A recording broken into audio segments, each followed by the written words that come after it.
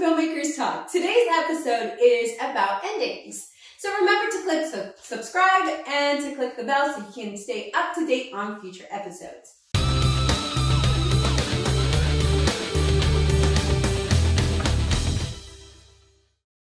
So let's talk about endings. A lot of the viewers' complaint is, I already knew that was going to happen. You know, you hear that a lot when people watch films. That was such a predictable ending. Is that good or bad if the ending is what the characters either deserve or need? Like for me, I feel like you need to give the characters what they deserve. So what are your thoughts? What's more important, giving the character what they deserve, or is it that surprise ending to the story? So wait a minute, before we need to step back a little bit because the first part of the question was really about predictability of the ending itself. So now you're asking about, whether it's a surprise ending or what's right for the character, and I think that's a bit of a false dichotomy. It's not a real dichotomy. Now, sometimes what's right for the character isn't what's right for the story. And that is, I think, where things break. A good example is The Haunting of Hill House, which I see you laughing. Bringing it up because I know that No, well, here's the thing. The story almost demanded one kind of ending. And it got something else entirely. Why was that? Now, I don't want to try to spoil it for folks, so if you haven't seen that yet, I would say pause now, watch the whole season, then come back.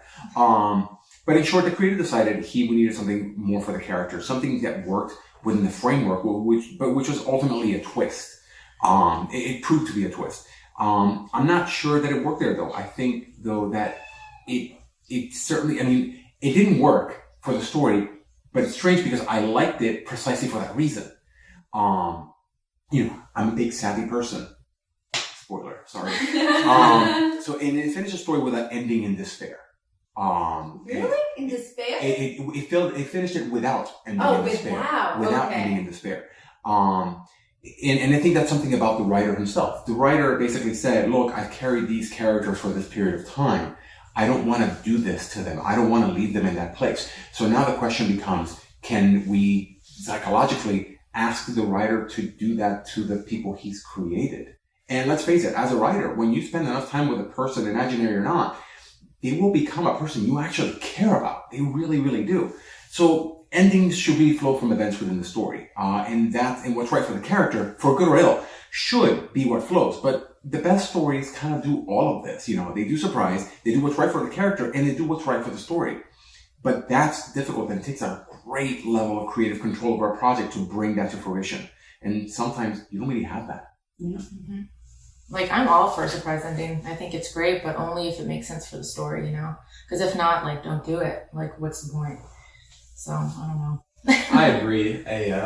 Personally, I think that, you don't have to have a surprise ending. You don't have to have, a predictable ending. It just depends on what feels natural. You can have these predictable movies, yet they're still pretty good. And, an example of, a bad twist ending movie. I don't know if you guys have heard of the M. Night Shyamalan movie, Devil.